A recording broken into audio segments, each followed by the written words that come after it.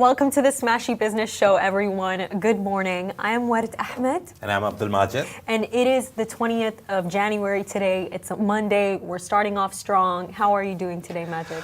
I'm good. Finally, after a long time, I've had the 2 weekend days at home, slept, relaxed. So yeah, very energetic. That long sigh. Yeah. Finally. After I don't know when, like 1 million years, finally. I get exactly how you feel. It was a very busy weekend, that's why. Really? What did you do? No, not like I didn't do anything. Thankfully, I was at home. But news-wise, every second something was happening. Like, this is happening, this is happening, Trump is launching a coin, this is happening. The world is two big billionaires of Dubai are fighting. It's so much. And then following the Gaza thing, every half an hour, 1 hour, they're like, okay, it's happening, okay, it's not happening. It'll happen Sunday in the morning. Then the Israeli PM, he came and he was like, okay, till we don't get a list of the people, we're not doing it. So it was very busy in terms of news. So every half an hour, I was like, oh, this happened, oh, now this.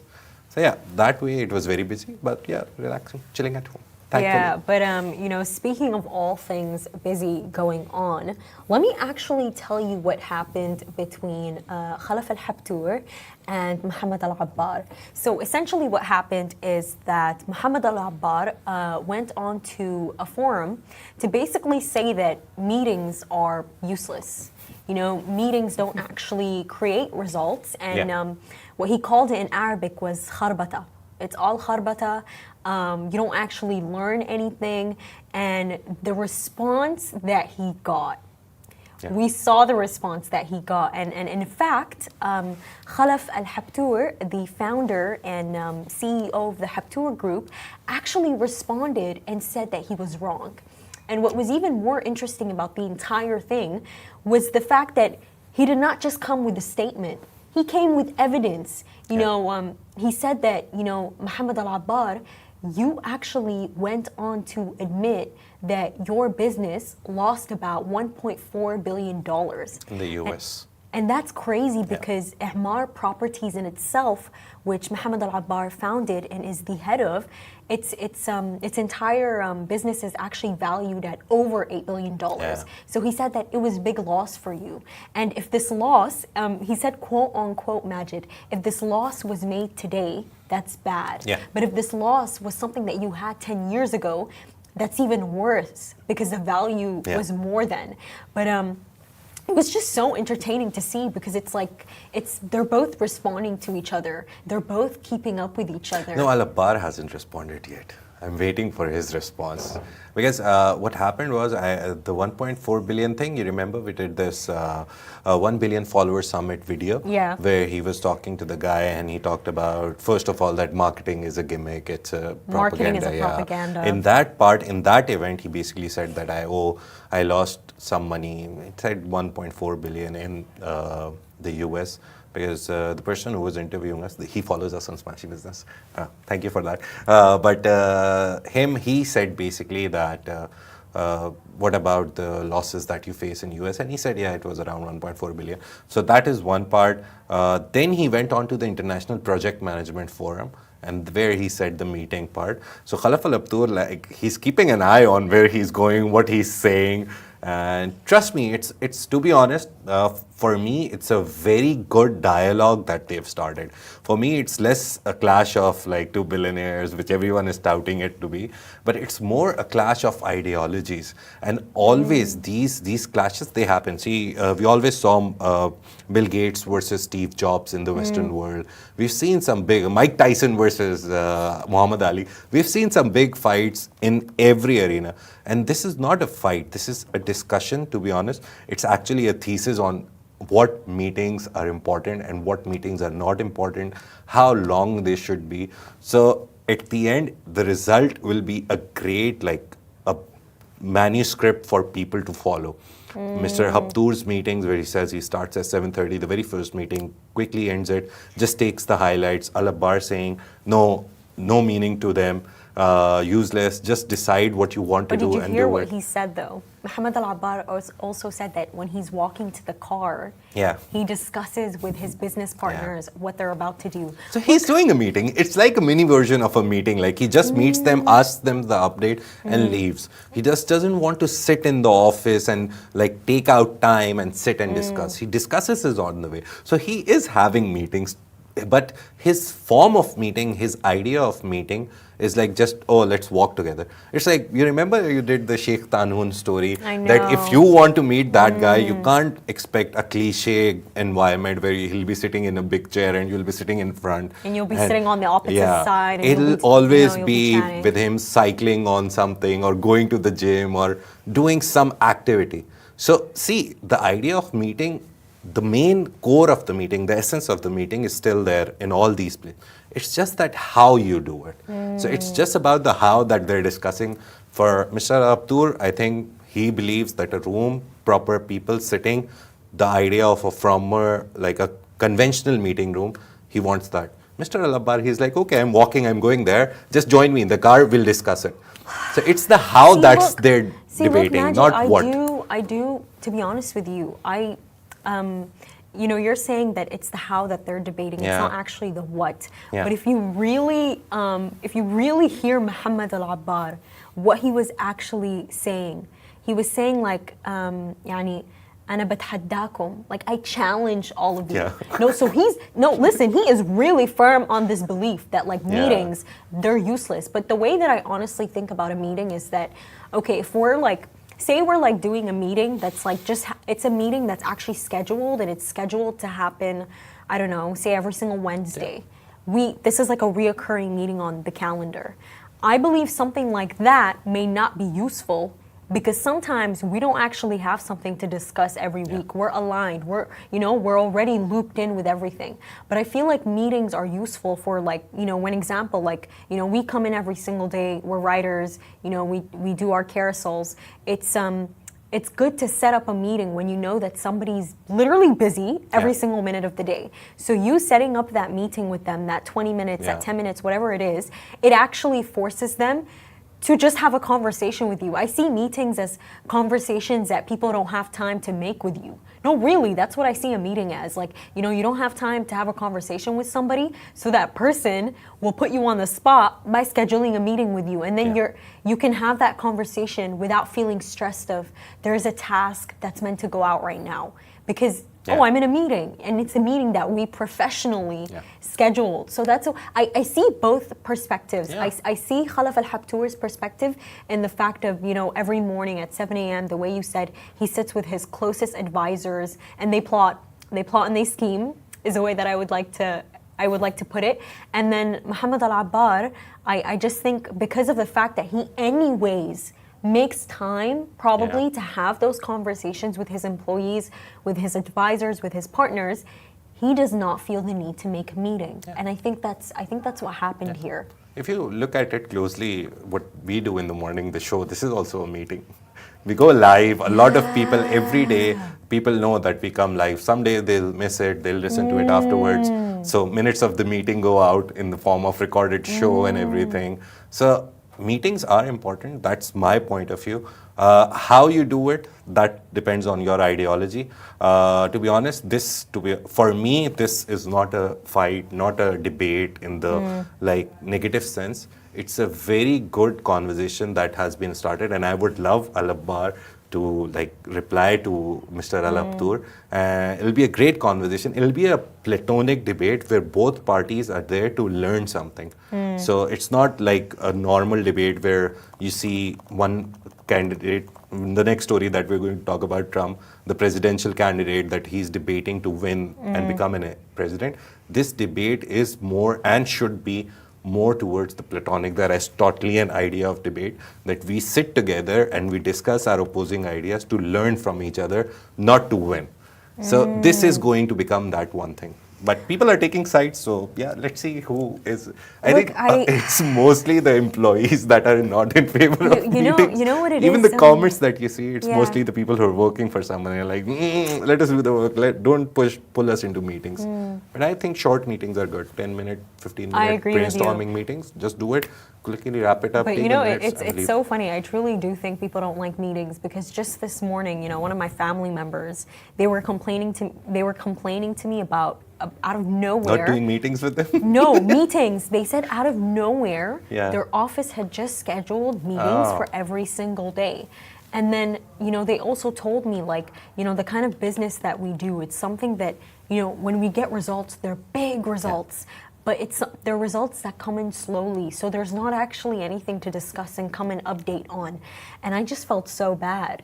Because imagine you have to sit in that meeting every day. You got to tell everybody something. Yeah. I think meetings also create that pressure, by the way, of what do I have to tell? What do I have to say? Sometimes they also make you answerable because you have to report about the whole week on the end of Friday, or maybe you have a Monday meeting where you sit together, all of you discuss the whole week, plan the whole week, or you do the Friday. There's like 100 million philosophies behind meetings.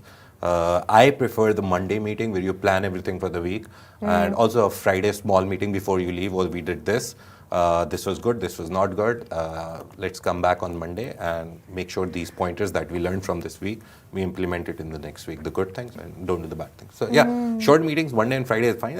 In between, I also think that cramming meetings throughout the week is not fine. But some people, for example, a CEO of a company which has like 5,000 people, he can't keep updated with all the 5,000 people. So he needs the team leaders to come and report to him that this is going good and this is going bad. So you need them, you don't need them. You just need to find that delicate balance in between.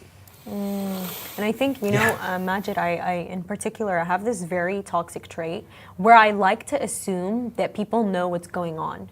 No, people don't. You have to update them. No, really. I mean it. I have this toxic trait where I genuinely assume that people know what I'm up to and they know what I'm doing and the results are there and I just assume that. So for me, you have to tell everyone everything. Trust me. It's the good part. And let's go to the next story because we have a guest today as well, and we only have 5 minutes. We do. For the next story today, TikTok is back in the US. Yeah. It was gone, but it's back. Yeah. And the Arab world is having a field day because there's every social media is present. Everyone is present here. TikTok, and actually, you remember Mr. Hamdan, our Crown Prince of Dubai? He actually met the TikTok CEO. The FII thing happened. He did an interview in Saudi, and on his way back, he came to Dubai. He met them. So the good thing is Dubai and overall the UAE, they're very pro social media and very pro all the technology companies being here, setting up here for the Middle Eastern Even offices. just recently in Saudi Arabia, right at the end of 2024, in November, TikTok actually established a Majlis, a creators hub for Saudis, and they also opened their first new office. That was Snapchat. Oh, Snapchat. Sorry, my Snapchat, bad. Yeah. But, the CEO of Snapchat. I'm so sorry. That was Snapchat. TikTok basically has plans to set up regional headquarters in Saudi Arabia. Yes, this year I believe. Yeah, that was the funny part, that as soon as the TikTok CEO came from FII8 in Saudi Arabia, he met Dubai Crown Prince. So it's a fight going on. It's competition between UAE and Saudi to keep the headquarters of every big giant in their city, in their country. So let's see who wins. It's a constructive fight. And not just that, right? Trump, he's there. He's saying that as soon as he gets inaugurated, he'll issue an executive order. Right now, what he's done is he's posted that, according to me, it shouldn't be banned. And as soon as I come into power, I'll issue an executive order. So TikTok, first they said, thank you, we're going. And then they released a statement that, we're coming back, because after assurances from Mr. Trump, the incoming president, 45th president. Just so that you all know, by the way, the founder and CEO of Damac Hills, Hussein Sajwani, right now is in the US, right as we Yeah. speak, there to watch the inauguration of Donald Trump. And for a very good reason too. Yeah. Just recently, we saw how Sajwani invested $20 billion into building data centers into the U.S. I just, but back to the TikTok ban. Yeah. Back to that topic. I think it's so interesting because the reaction from Americans. By the way, I knew this was going to happen. No, seriously, I knew that this was going to happen, Majid, because it's like, because in my mind, TikTok, by the way, they did not actually, the CEO of TikTok did not put up TikTok for sale. Yeah. It never went up for sale. So whoever was trying to buy it, Mr. Beast, Kevin O'Leary for $20 billion, TikTok was, of Never course, up they for sale. weren't going to give up their stakes. Why would they give that up just for America? That wasn't going to happen. Yeah. But so I knew in my mind that the only person who could make a difference in this entire story, Was Trump. it was going to be Donald Trump. Yeah. It was going to be Donald Trump. But what's so hilarious, Majid, is, oh my God, if you had seen TikTok, you know what people were doing? So this trend actually started that was like, I have something to tell everybody. It was that audio. I have something to tell everybody. And then the content creator would admit something that they were doing, since we're leaving this app. You know what one girl said? I didn't actually do my workouts. It just showed them. Imagine, you know what her workouts were? She'd put the phone up and she'd be like, okay, I'm gonna run 5 miles. And then she'd do she'd do some star jumps, and then she'd put timing, she'd put sets, reps. Spray water on her face, like I'm sweating. And then, no, and she was wearing the entire workout fit, everything. And then she'd do some squats, and then she'd put some reps, sets. And that girl, I used to watch her, by the way, since 2019, and I always used to tell myself, yo, you need to get like her. She's doing all this. She's running 5 miles. Only for her to tell all of us that she wasn't doing any of that. Do you know the stuff that they were admitting? They even threw a funeral party. Yeah, they were wearing black. Imagine this, and it's right back. It's right back here. But back to the Arab world. It's interesting because it's some of my mom and her best friends, they were all saying they should ban TikTok in the Arab world too. You have people on that side of the debate that are saying it should be banned. It's the reason why more people are not chasing their dreams. They're uneducated because they're constantly on the app. I would say that they have a point because my screen time is a good 8 hours, and that's because I spend time on TikTok. And then you have other people who argued something even more interesting. They said that as we see how, TikTok has been banned in the US, I know, for just a couple of hours, what it's actually showing us is that the Arab world is embracing the new world. It's embracing the new media more than the US, more than the land of the free. Free speech. Which is so interesting. What do you think about that, Majid? It's clear that they're not the land of free speech. It's very clear. Our country, to be honest, right now, UAE, Saudi, everyone is talking about them because they are adopting everything that's there to adopt. They don't want to be left behind. And US is going towards a very regressive kind of philosophy, like don't do this, don't do this. They're just saying don't do this. They're not saying, okay, we can do this. So let's see, hopefully, TikTok, what Trump said in his tweet was very scary for me because he said that 50-50. So he would want someone to own 50% of TikTok in the US. So let's see what executive order he pulls out. The main idea is that he will delay it, but then the conversation will restart on somehow TikTok selling 50% of their brand. The interesting bit was that G42 in 2023 bought into TikTok as well. I was just yesterday, it was all happening, and I was like, okay, how much? $100 million. They bought into their parent company, ByteDance, at a $20 billion evaluation. G42 was in ByteDance.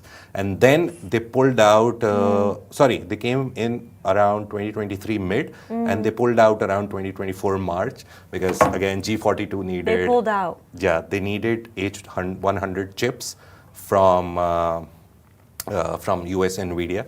So they got pressure that pull out all your investment from Chinese apps, whatever. And they had to pull out.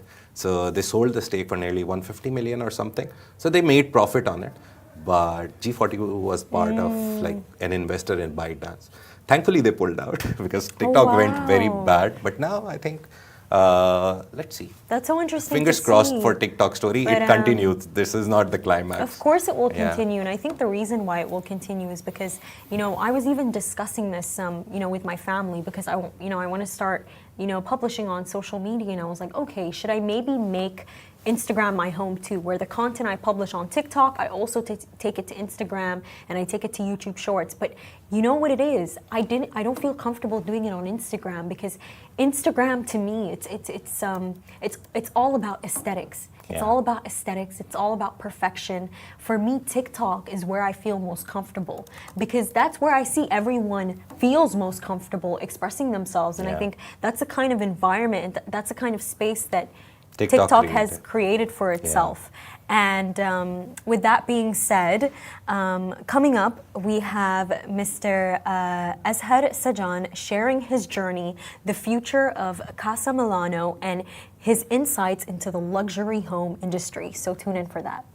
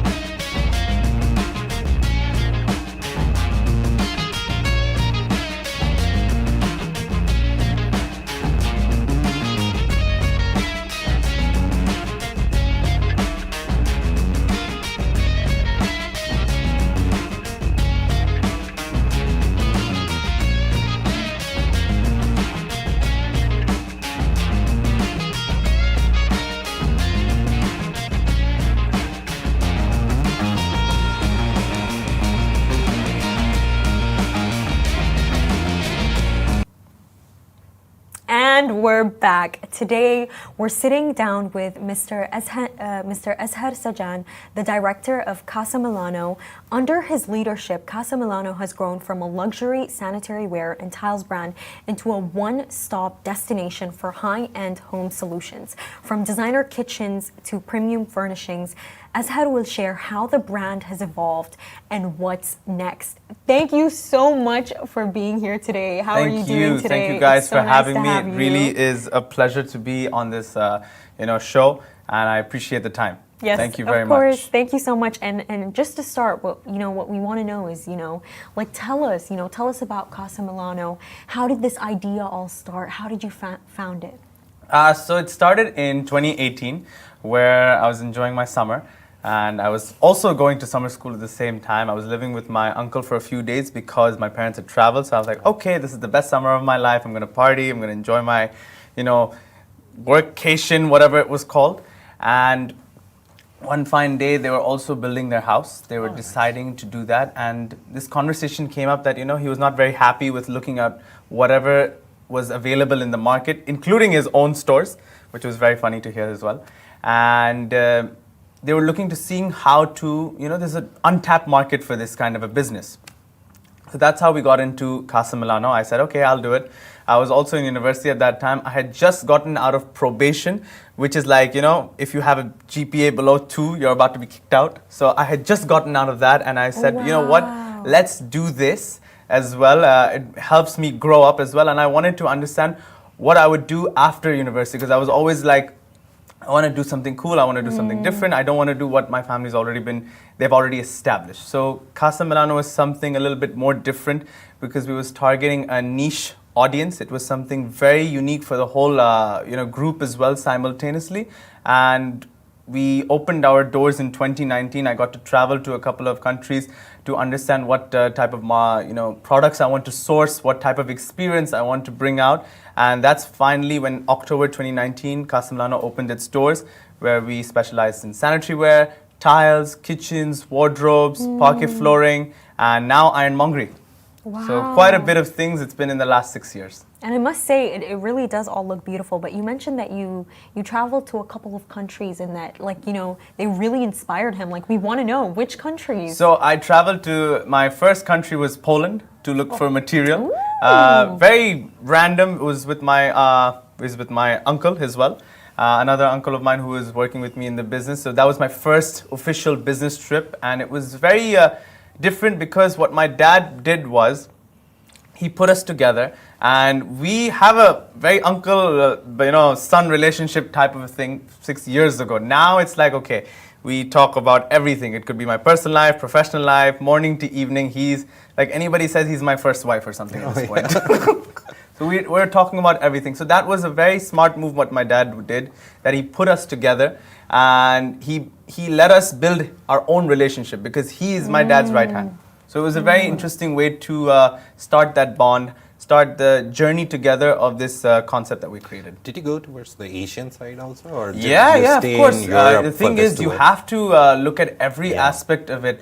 Europe is one part, US is one part, the Asia side is one part. It's important to source your material, to find the right things to bring to the market so that you can understand. The idea is not for me to look at what I want.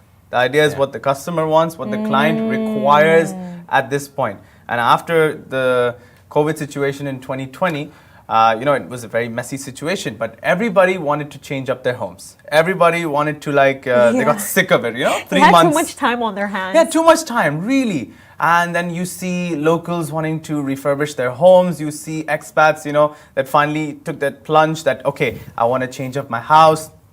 I want to change up my tiles. I want to change up my bathroom. I'm sick of looking at this for the past 3 months, constantly for 24 hours. So that, we opened at the right time. But of course, in a way, honestly, COVID kind of helped us. It helped build our business, unfortunately or fortunately. Yeah. That's so interesting. It's nice to hear that, because often what you hear about COVID is that it destroyed a lot of businesses. Yeah. So I'm glad that you were one of the lucky ones. We really changed up our strategy. We used the right social media platforms at that time, like TikTok and Reels. We maximized that. Like if you see businesses like Casa Milano, they're very fancy and high-end, but I also have to bring in the reality of it, making sure they see the product in reality and explaining it, and not just a fancy video. You go with the realism of that video. So short format videos really helped me in that situation. They brought Casa Milano, on the grid in the UAE market. A lot of acceptance finally came through. It wasn't like that in the first 2-3 years because people were like, who are you? So I was like, Makes you sense. have, it takes time for any business. No one will accept you in the first go. So it took a lot of time, and then that's why we're here. You talked about minimalism in one of the articles I was reading about. You talked about minimalism and being the products just not looking good, being like easy to use as well. Yeah. So, like, what's the science behind it? I know minimalism; it's very good. But when you go for luxury, I've seen people just fill up everything. They'll go for the best everything. They want the house to be have a sofa and a very nice, even in the washroom with the tiles. They'll just go exorbitant, I guess. But So you have two kinds of vibes. Yeah. One is you have two types of customers. One is the minimalistic type, and one that just wants to fill up everything. Yeah. My Desi Khandan likes to fill up everything in the house. Most of them are like that, and they want it a little bit more gaudy, little bit gold, little bit of this, little bit of pizzazz.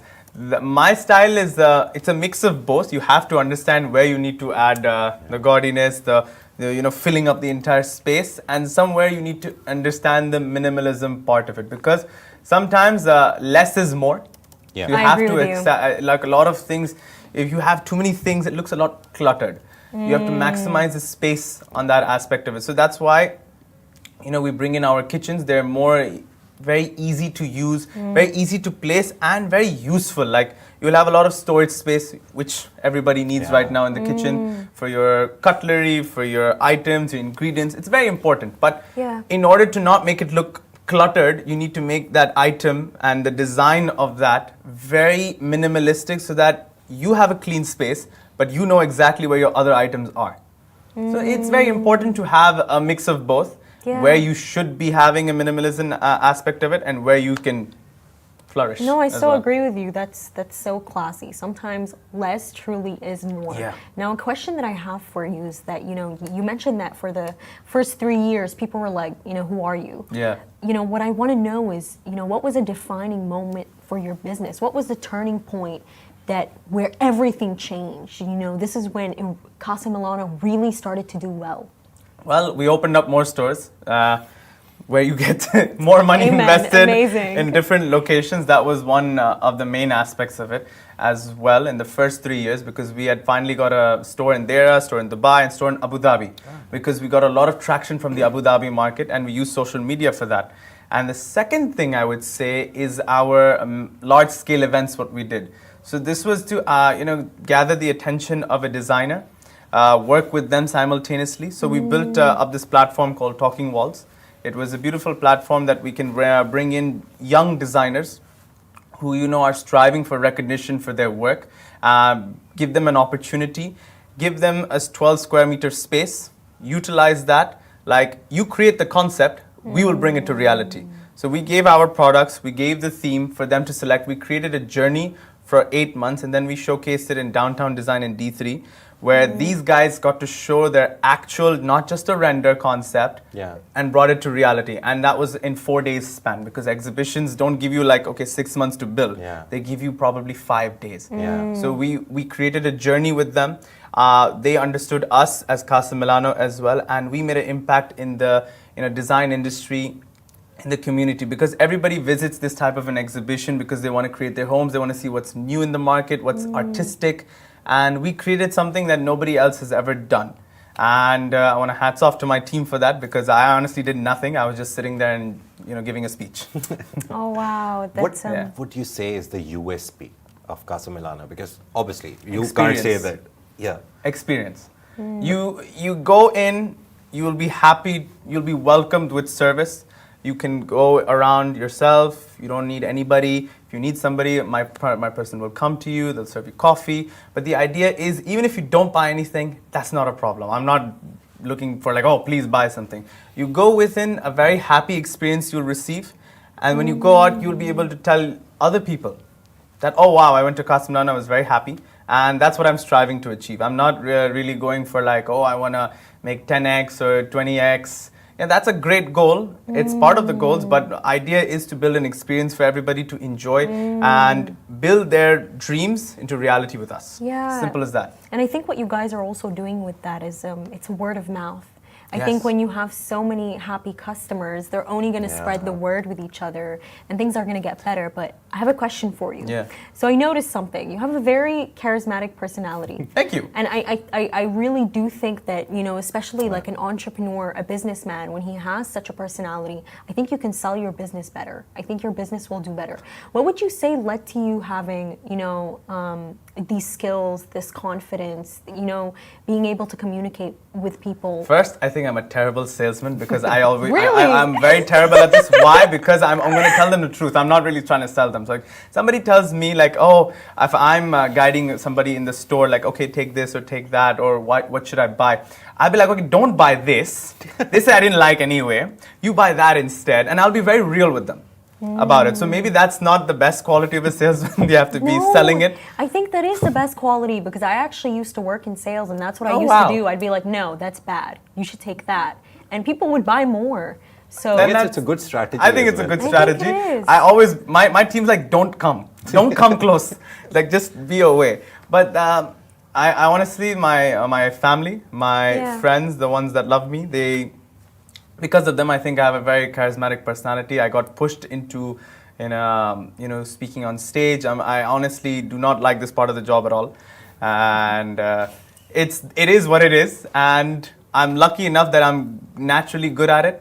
And I like it as well sometimes. Okay. Let's take your expert opinion on something. For example, Sure. I bought a house, I'm building it, and it's the UAE and overall the Middle East, right? That's your primary market. True. What is the best solution for tiles? Because you know the heat, and then now with more rains coming in and all that stuff, what is your recommendation? I know you deal with a lot of brands. You have all the big brands in your stores. What is the ideal? Like again, you'll have to tell the truth, and I think you'll be happy with it. So like in terms of our own stores, you know, a little bit being flooded, by the way, in Sharjah and Dubai and Abu Dhabi. Luckily, not that much damage. Our tiles were fine, to be very honest. Our like ceiling was a messed up thing. So it really depends on where you are and what did you actually end up buying. I would always recommend to buy an Italian tile because they're strongest quality. Nice. And of course you have 6mm option. They're also coming up with a 9mm option. So it's very important for that thickness. Otherwise it can break, it can crack because of course water flooding. You just have to use the right materials to clean as well. What I've always realized, the funny thing is what when you asked me in the recommendation, every brand, every product on the planet, you have to take care of it. If you don't take care of it, it will break. Like I've come across many people asking me like, oh, this broke, this is scratched, or you know, this is messed up, or it like, yes, sometimes it can be a quality issue as well. 100%, it's not like everybody's perfect. But if you don't take care of it, it'll mess up. I know a guy, not joking, this is a story I've told many people. He broke 33 tiles. And I paid for that. What was he doing? Because he used the wrong contractor and the wrong glue. I'm not joking, like my team knows this.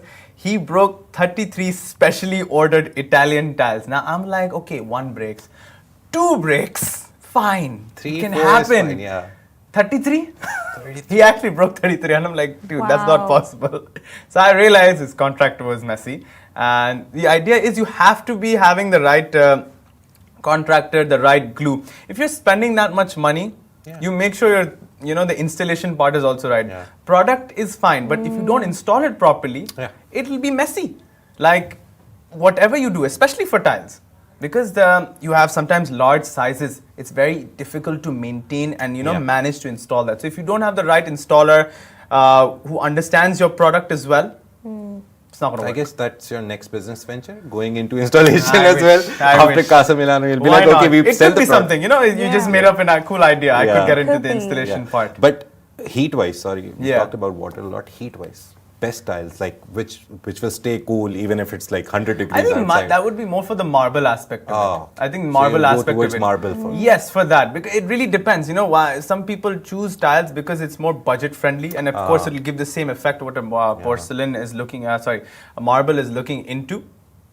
But it really depends. If you have the money for marble, you should go for marble. If you have the, the idea that you have a large space and you're not a fan of marble because you need to maintain marble. Yeah, marble is very You need difficult. to maintain marble. So that is why you go for porcelain. I was just speaking to somebody in India. He is also a distributor of a brand that I have here. He's like, people in India prefer marble because it's luxury. I was like, it's rich. Here I've realized people want marble, but there's a very specific niche for it.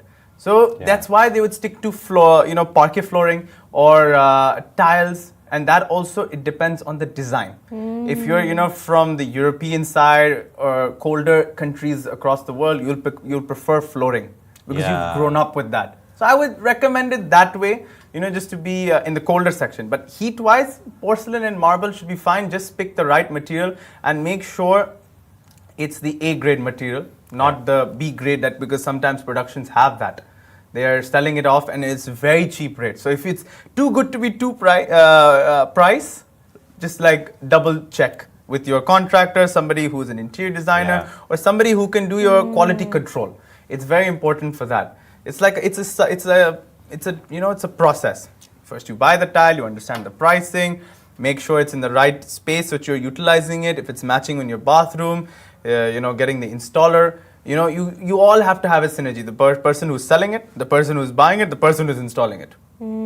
Otherwise, it's going to be a mess. And, just for the last question of the day, what I really want to know is, what defines Casa Milano? Like, the company culture, everything, your employees.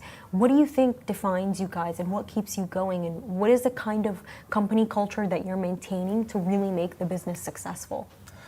Well, it's because my dad and my uncle, they've been very open about it with everybody else in the company as well. Like, their doors open. So I live with that policy as well. My door is always open. We're very transparent with everybody. We have to be. And up until like a couple of years ago, I was the youngest in my own company. So that was the best part. Everybody's a lot older than me and a lot more experienced in life and in the business-wise.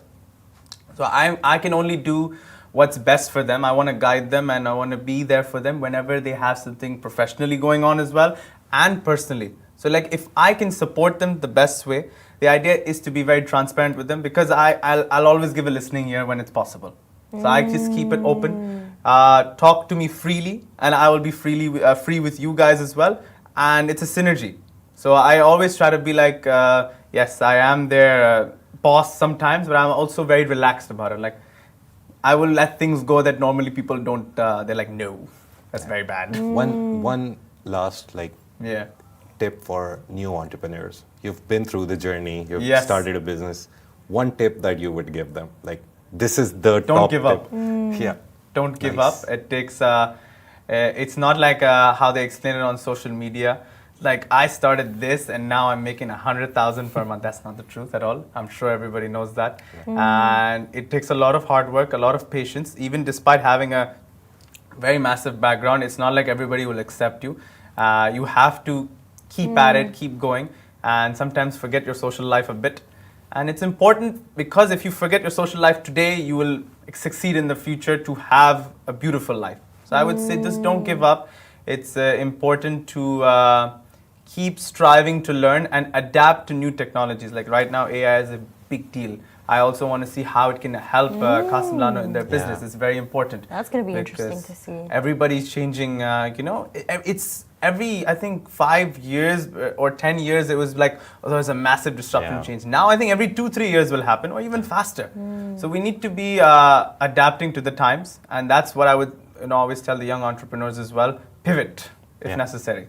So yeah, I That's think a great that's the idea. best way I can help out. Thank you so much. That was Thank really you. beautiful. Thank you, That Azhar. was really, Thank really you guys. beautiful. Thank you for having me on this podcast. Thank you so much for coming on. And, you heard Mr. Azhar Sajan.